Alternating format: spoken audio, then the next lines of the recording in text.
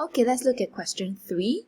The distance from a sports club to a hotel is 5 times as far as the distance from the sports club to a shopping center.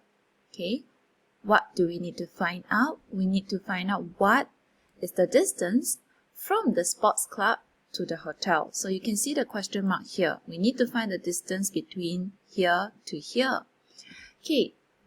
Now, do you remember in multiplication and division word problems, we learned about 5 times as many, 2 times as many as who, 6 times as many as who. So this is quite a similar question, and I'm going to use model to help us understand better.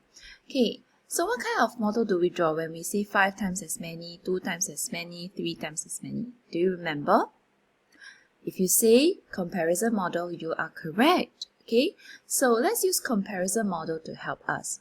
Okay, so I'm going to indicate the distance sports club to hotel. So let's say SH. Okay, so from sports club to the hotel is 5 times. So how many boxes do we draw? Okay, if you say 5 boxes, you're correct, right? So 1, 2, 3, 4, 5. Okay. And we're going to compare the distance between the shopping center to the sports club. Shopping center to the sports club. So if this is 5 times, how many boxes do we draw for? SS. 1.